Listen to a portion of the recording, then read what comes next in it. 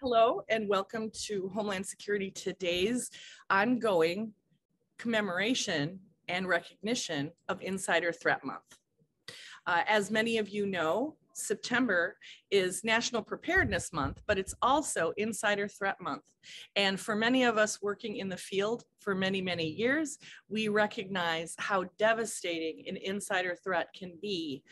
So today we invited Stephanie Jaros, who is a sociologist with the Defense Personnel and Security Research Center, PERSEREC. Is that right, Stephanie?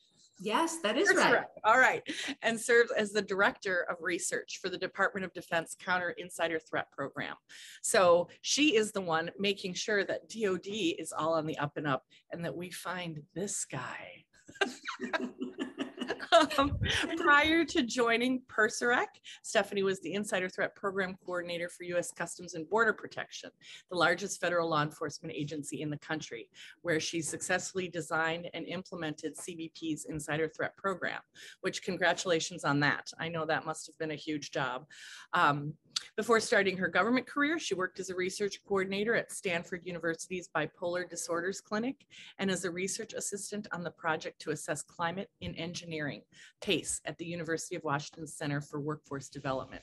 So Stephanie has her undergraduate degree from Grinnell College and master's degrees from both the University of Washington and the University of Chicago. One just wasn't enough. No, I didn't want to grow up and get a job. So I just kept going to school.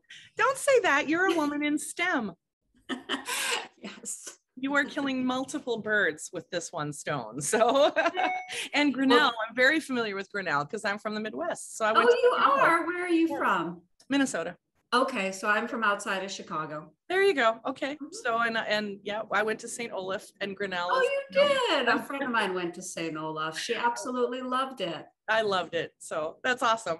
Well, anyway, welcome. And we're very, very excited to see someone of your caliber running this program. It is incredibly important, as we've seen from the Snowden incident and some others, because insider threat can be just the cyber side, or it can also be the physical side.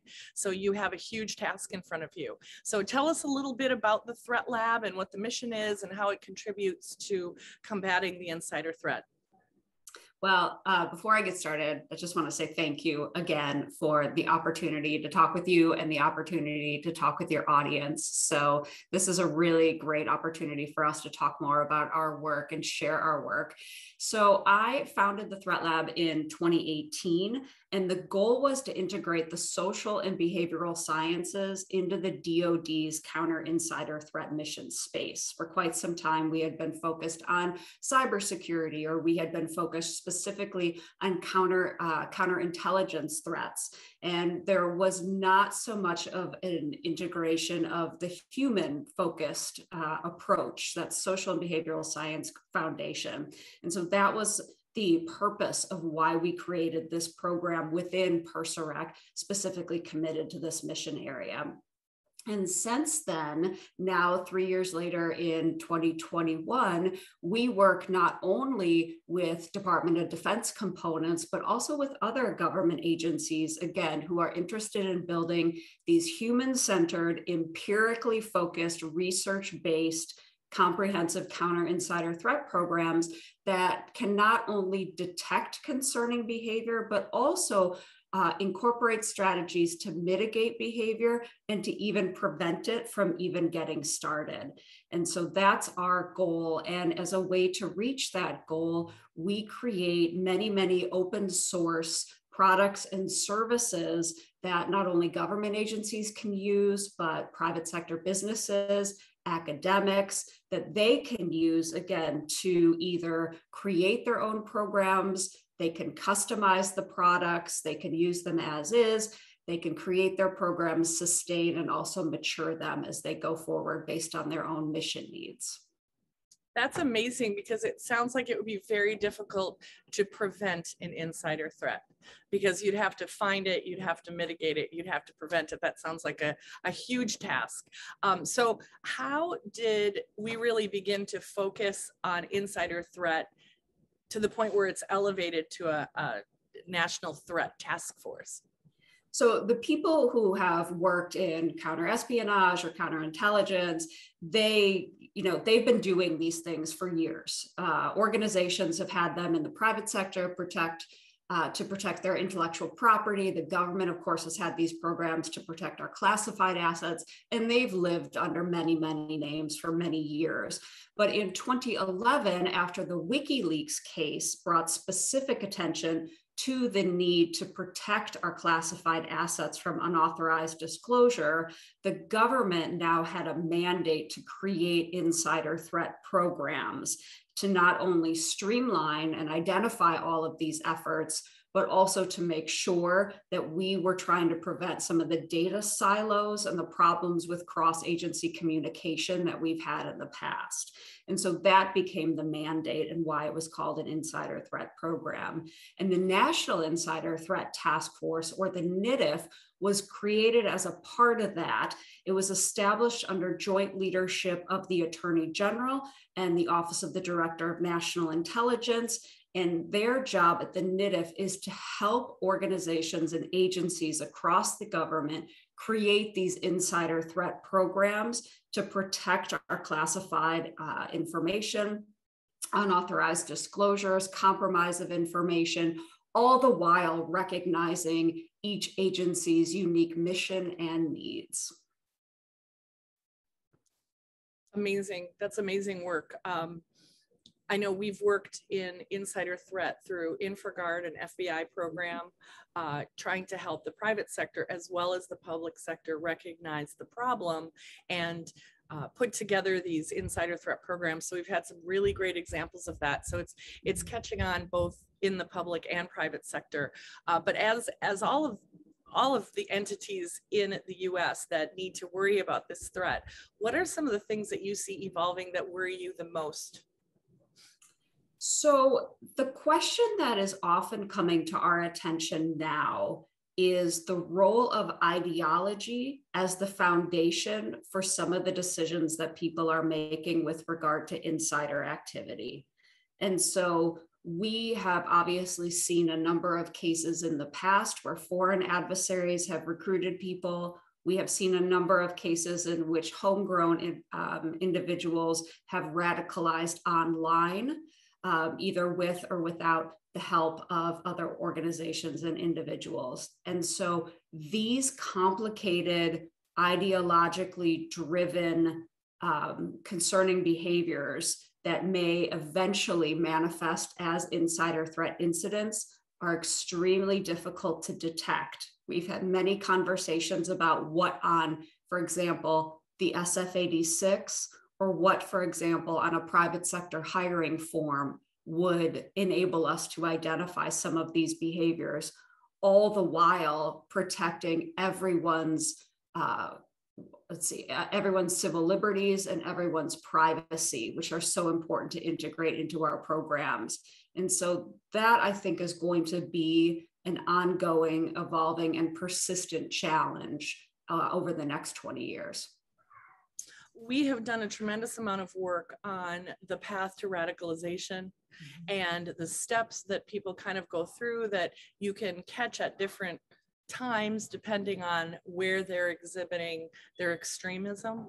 So it's fascinating to learn that you're working on that, of course. I mean, of course you are. But what specifically is the lab doing to kind of find those spots where that person is acting out? And often, you know, after all the training that HS Today has done for law enforcement on insider threat and radicalization, you know, it's often a pivotal event in the person's life that actually pushes them over that edge. So how are you all tracking that and being able to kind of cut it off at the bud, or as they say? Right. So one of the things that you just said is one of the foundational principles on which the lab is built. And that is this idea that behavior is a pathway from idea to action. And along that pathway, there are known or knowable indicators if organizations are in fact paying attention. And that's really important because implicit in that statement is that you then have an opportunity to intervene. you have an opportunity to react. And so we can provide education, awareness, and training, not only to the workforce to help them recognize these indicators, but to supervisors and to insider threat programs, because the worst fear is that people will make it worse. They don't feel prepared to handle these types of behaviors. And so that's something that I just wanted to make sure that I highlighted for your audience, because it's so important to recognize those opportunities. So to go back to your question about what it is that we're doing, we, as I mentioned at the beginning, we create the majority of our products and services are in fact open source. And so we share them. And one of the examples is we create open source training and awareness products for the general workforce, so they can better understand and demystify what exactly a counter insider threat program is and their role in workforce protection. In fact, we just published yesterday a brand new visual awareness campaign that's called Maybe It's Me. And we've done a significant amount of work in trying to encourage people to report concerning behaviors. But it also occurred to us that there is our own individual role in maximizing self-awareness of our own role or our own behaviors that contribute to a problematic and concerning environment. And so if we start to look around and we're noticing some patterns that we don't like in the workplace, maybe it's me. Maybe I should actually take a pause and think about how I'm contributing to those things. And so not just working on reporting others or reporting concerning behaviors, but taking a look and maximizing that self-awareness. So that's one thing we're doing for the general workforce. And then there's the second half of what we're doing. Right now, there is no job series in the federal government for what it means to be a counter insider threat professional. There is not a dedicated series to being an analyst. A lot of them are what's called 080s, 080s. They'll be security specialists. We'll have intelligence analysis. We'll have criminal analysis. But we need to work to professionalize this emerging field, because the authorities and the access to data that we have open up possibilities for things to go wrong. And we don't want that to happen. And so we want to build ethical, fair, and privacy compliant programs. And so in furtherance of that goal, over the coming months, we'll be publishing a number of professionalization materials. For example, what does it mean to move from basic or novice analyst to intermediate to advanced? What are the skills and the abilities and the knowledge sets? And so we'll be publishing a professionalization roadmap to hopefully help organizations hire the right people and promote based on the skills and get the training that they need. We also will have a basic tradecraft primer to introduce analysts to the types of skills that they'll need in order to be successful in our insider threat program hubs.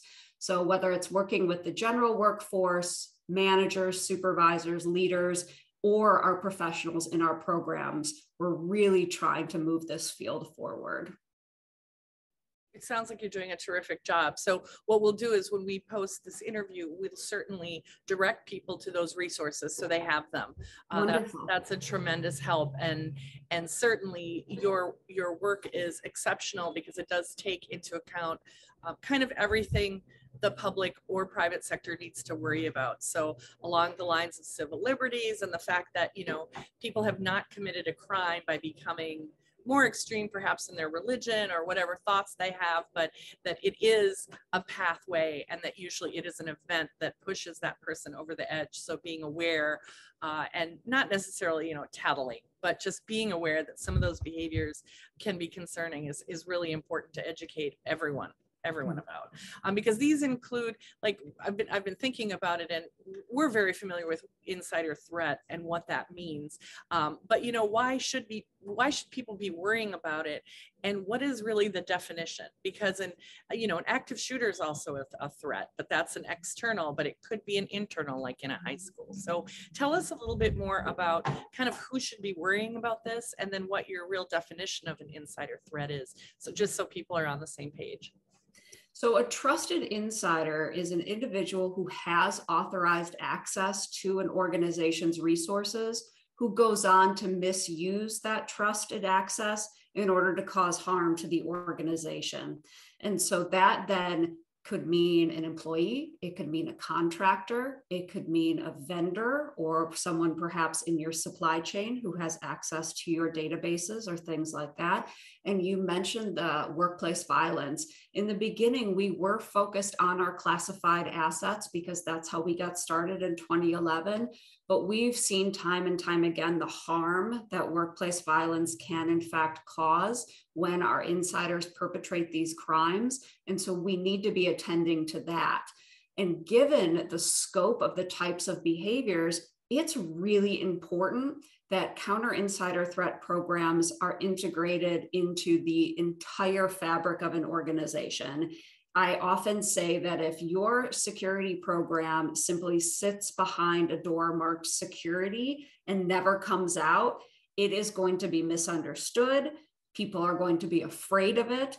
People aren't going to understand what it is. And so we need our insider threat professionals to be working with leaders, to be working with executives, to be working with those high-level decision makers. If you're in the private sector, your board of directors needs to understand not only what cybersecurity practices you have, but what more general insider threat protections you have in place, because each business line in your organization has different risks and can recover from threats to those particular assets, maybe in 24 hours, maybe never. And so you really need to be prepared ahead of time and talking about how different risks are threaded throughout your organization.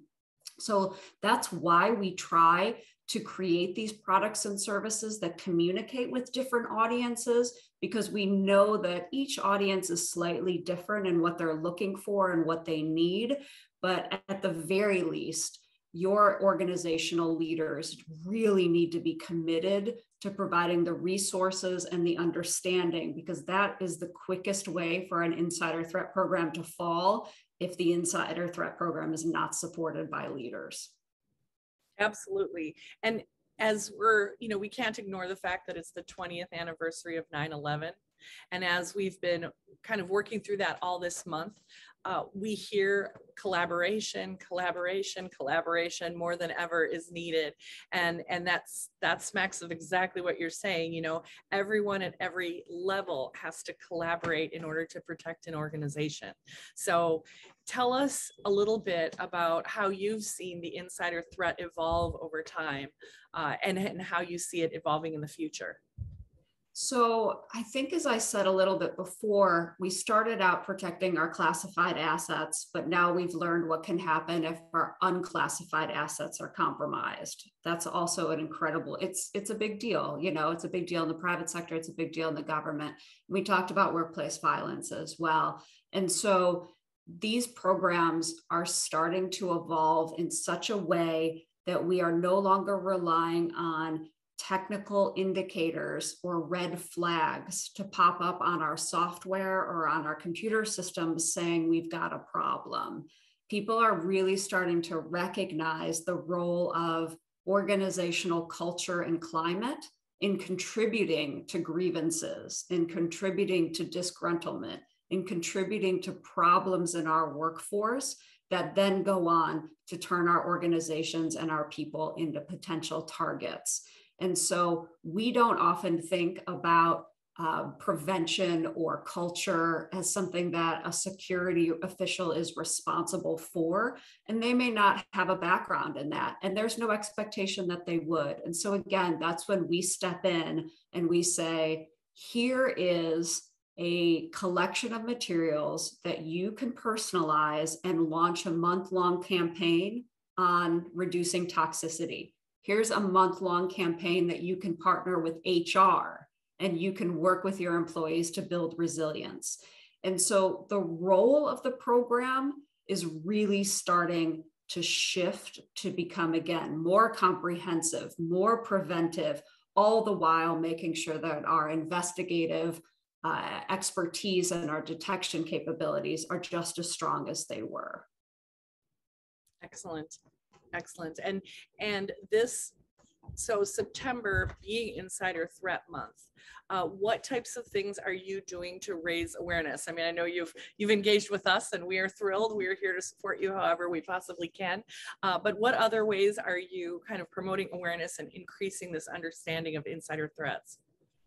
So the Threat Lab's biggest event is actually right now during National Insider Threat Awareness Month, and it is our annual Counter Insider Threat Social and Behavioral Science Summit. And it is at sbssummit.com. It is a free online 30-day summit organized around a theme in which people can log in. They can see pre-recorded webcasts all around the theme from experts in industry, from experts in government, and experts in academic research. And they also can watch live keynotes. We have the next one coming up with Dr. Gail Stern this week, who's the founder of Catharsis Productions. And then next week, we will close out the summit with our final keynote from Dr. Eric Shaw, who's a psychologist and a leader in this field. And these are all free to attend.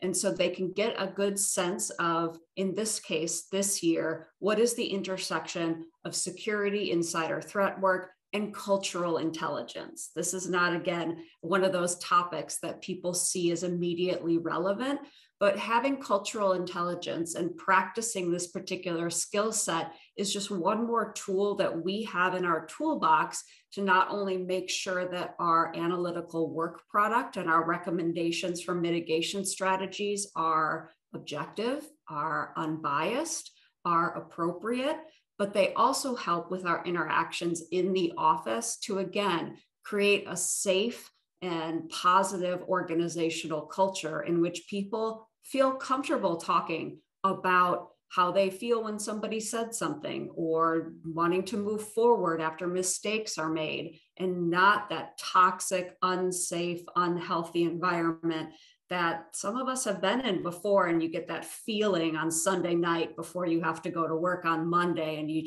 don't want to go, but we can actually make changes. And cultural intelligence is one of those tools to do that. So I encourage everyone to visit sbssummit.com and register and to see presentations from around the country. Excellent. That is such a tremendous resource, and we'll be sure to put it like on this video so that people watching can certainly go to the website and put that on their calendar for next year as well. Mm-hmm. So that's a tremendous resource. So, well, we're so happy to have met you, to recognize your work, and to share a little bit more about what the Threat Lab does and how you see the future unfolding. So thank you so much for joining us today. And I want to just remind all of our readers and listeners that on HS Today, Bill Evanina has joined us as the leader for National Insider Threat Month. And we invite you, if you have a great program or if you have information that you'd like to share, we're very interested in hearing it and would love to publish a piece from you or feature your program in some way. So please do let us know at hstoday.us how you are working on insider threat. And so Stephanie, thank you so much. Thank you so much for your service to the nation, and certainly for devoting your career to such a noble cause, because frankly, if people implement everything you're talking about, we would have better workplaces all across the country, and not only for insider threat, but just for everyone's general health and welfare. So thank you for your work, and we look forward to a great partnership in the future and making sure that everyone is aware of what the insider threat can be. Thank you so much. I appreciate all of your very kind words. Thank you. Have a wonderful afternoon and good luck with the rest of the conference. Thank you.